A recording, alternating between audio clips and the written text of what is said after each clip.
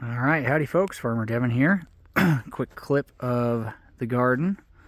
Today I am pulling the plastic out so that it doesn't get blown around all winter, and pulled this back.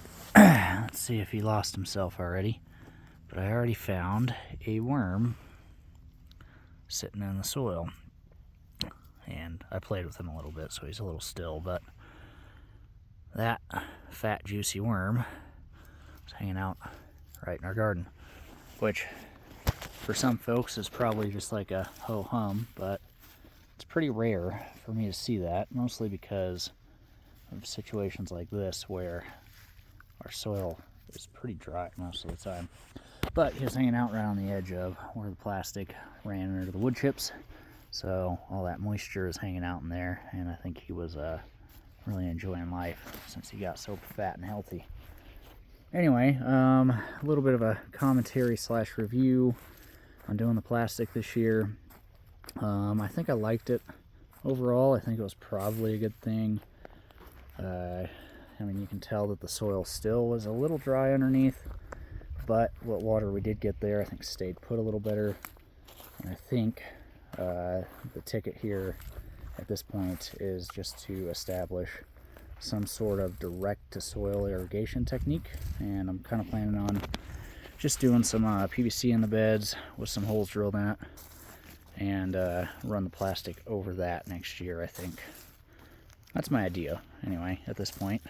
Today is Halloween, actually. It's October 31st, so just got back the other day, and we've had a few frosts, a few hard frosts since my last video, which was recorded at the beginning of the month, and one or two snows that have since melted away, obviously. And hopefully that isn't too terribly noisy. There. So anyway, I'll probably do just something like that for the winter. I may spread some of these wood chips out a little bit, but I mostly just want to leave this soil exposed and let it gather as much moisture as possible over the winter, and then in the spring we'll come in, we'll top it with some more compost, and we'll freshen up the beds with some more wood chips, and that'll make everything clean and neat for planting. And you can kind of see over in the distance I've got a few beds laid out on the other side of the pathway here already, and I think I might in the spring get another 2 or 3 laid out. Hopefully by next fall have all the compost in place to have this whole garden area laid out, and we'll just work on irrigation optimization and a few other things to get everything pumping along the way we like. But we're definitely going to need some new wood chips in here next year. Most of these are pretty fresh, but they've been trampled well enough. I'm going to run all these scraps of pumpkin and other vines down to the chickens. Show you a little bit of the greenhouse here. You can see that there's still a lot of green from the grass. Cool season grass is coming up, getting established before winter. Compost pile has shrunk quite a bit since I built it earlier this month, and I'm hopeful for that to turn into something decent over the winter. I think it has some good moisture in it, so happy with that. Greenhouse here, I had to bury the sides because the wind was already starting to do a number on the bottom, and I'm hoping that was enough to do what's necessary. You can see I've started collecting leaf bags. That's all that is. Most people around here do not use paper bags, they just use plastic bags. I imagine it's quite a bit cheaper, and that's fine. I just work around it. So here's the hoop house. All the dirt that I used to bury the sides, I collected from in here. Some areas were softer and easier to dig than others, and I didn't really get too particular about making it even. We'll just keep messing with it in here over the coming years as this space develops. I've got to revamp the roosting bar already. I kind of messed it up when I was moving it, and I'll just reattach a couple of bars and then probably put some crossbars on it. turned a little bit of compost already, and then added a bag of leaves here for some leaf mold, and then obviously all the other little compost bits and biochar.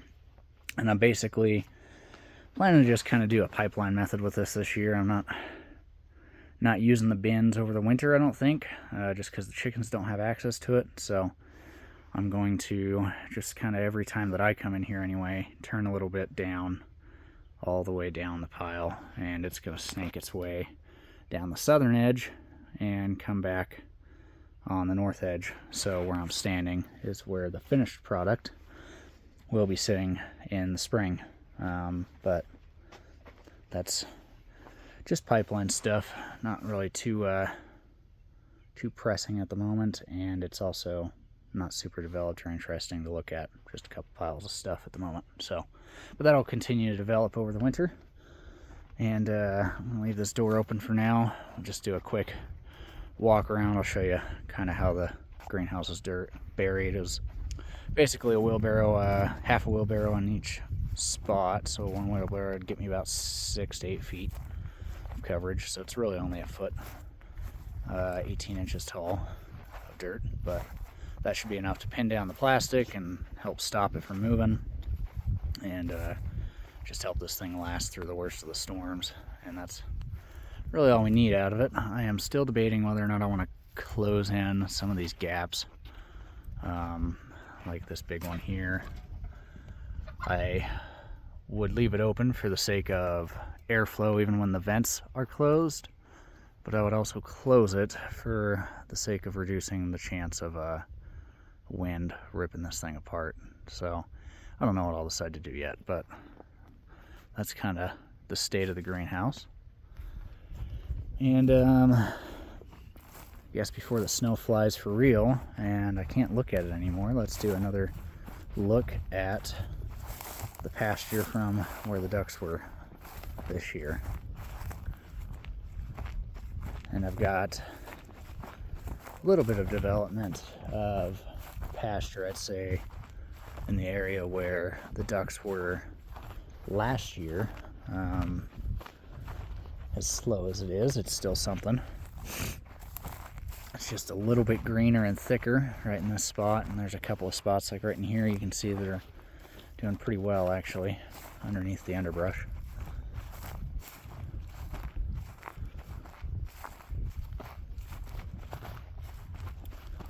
A little bit of a walk out here. Someday I hope this is a very lush and vibrant pasture, especially this time of year, but right now just the fact that it's green and not bare soil is a blessing, I think. So much of this land was just dead when we got it. So I'm going to start at the end this time. This is where they spent their last day. It's right in this area. And the clay that we talked about before is starting to crack a little bit, but still not a lot of germination or anything going on. And very vibrant and thick grass growing right through here where we ran the blood after them. Pretty pleased with most of it. Again, I think a lot of this is cheatgrass, but I'm starting to think not all of it is. But there's definitely some other stuff in there. I see some grama and some rye and some dandelions and stuff like that. But anyway, I don't really want to run this video 20 minutes just to show you. I'll just show you kind of the lushness and the thickness of some of this. So my finger there is on the soil, so you've got, I'd say, probably 2 to 3 inches of grass there, and developing a good enough mat that you can't even see the ground, which is good. That's what we're looking for, good ground cover and proper water cycling and photosynthesis. Baby. All right, thanks for watching.